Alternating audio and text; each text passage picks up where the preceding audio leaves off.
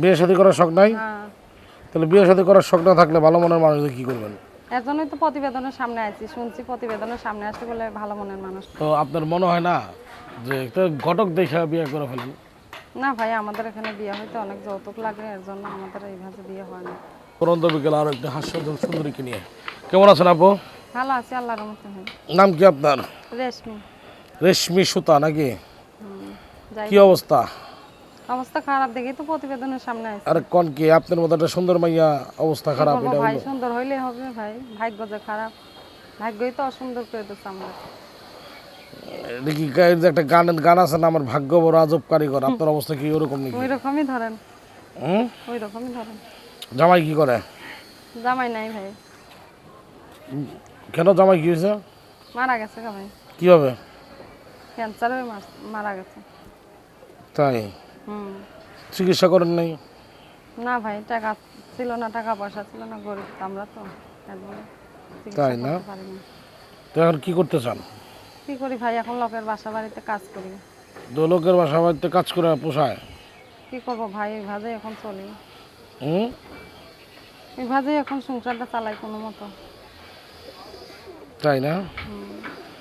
এখন কি চান আপনি? একটা ভালো মনের মানুষ চাই ভাই, আমারও তো বিয়ে বসার স্বপ্ন আছে। একটু জোরে কথা বলতে হবে। একটা ভালো মনের মানুষ চাই ভাই, আমারও তো বিয়ে শাদী করার স্বপ্ন আছে ভাই। বিয়ে শাদী করার শখ নাই? হ্যাঁ, তাহলে বিয়ে শাদী করার শখ না থাকলে ভালো মনের মানুষদের কি করবেন? এর জন্যই তো প্রতিবেদনের সামনে আছি, শুনছি প্রতিবেদনের সামনে আসতে বলে ভালো মনের মানুষ পাওয়া যায়, এর জন্য আছি।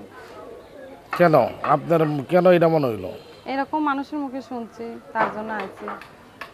আমি কখনো প্রতিবেদনের সামনে আসিনি, আজকে নতুন আছি। তো প্রতিবেদনের সামনে আসেন নাই, আসছেন, তো আপনার মনে হয় না যে একটা ঘটক দেখে বিয়ে করে ফেলেন? না ভাই, আমাদের এখানে বিয়ে হইতে অনেক যৌতুক লাগে, এর জন্য আমাদের এইভাবে বিয়ে হয় না। তাই না? আচ্ছা, তো আপনার বাচ্চা কাচ্চা আছে না? আছে, একটা মেয়ে আছে। এখন ধরেন আপনার যখন বিয়ে হয়ে গেছে, যারে বিয়ে করবেন তারও তো দেখা গেল একটা বাচ্চা আছে কিংবা তার বউ আছে, তারপর আপনার সে চায়, তাহলে যদি কি তার করবেন? সমস্যা না থাকে ভাই, তাহলে আমারও কোনো সমস্যা নেই ভাই। আর যে আমার বাচ্চা নিয়ে যে আমারে গ্রহণ করবে, আমি সেরকম মানুষই চাই। আচ্ছা, তো এখন কি সতীনের ঘর করতে চান? যদি আমার ভাগ্য লেখা থাকে সতীন, তাহলে হবেই। কেন, ভাগ্যের লেখার কথা তো কেউ খণ্ডাতে পারে না ভাই। তাই না? দর্শক, ওনার সাথে যোগাযোগ করার মতো যে ফোন নাম্বার সেটা কি দিব না? হ্যাঁ দেন ভাই। এই নাম্বারটা খোলা থাকে সব সময়? হ্যাঁ, সবসময় খোলা থাকে। মনের মানুষের সাথে কখন কথা হবে, দিনে না রাত্রে? রাইতে তো বেশিরভাগ কাজ করে ক্লান্ত হয়ে যায়, রাইতে কথা বলতে পারবো না ভাই। দিনেই দিনে হবে? কথা বলতে পারবো। আচ্ছা দর্শক, ওনার সাথে যোগাযোগ করার মতো যে ফোন নাম্বারটা বলে দিচ্ছে 01917917623। দর্শক, নাম্বারটা আবারও বলছি 01917917623। এই নাম্বারটায় ফোন দিলে সরাসরি আপনারা পাবেন, আপনাকে পাবে না? হুম। তো দর্শক, বিদায়ের আগে আপনি দর্শকের উদ্দেশ্যে কি বলতে চান? দর্শকের কাছে বলতে চাই ভাই, কেউ খারাপ মন নিয়ে কেউ কিছু বললেন না ভাই। যদি ভালো কথা বলতে পারেন তাহলে ফোন দিন ভাই, খারাপ মন্তব্য করেন না।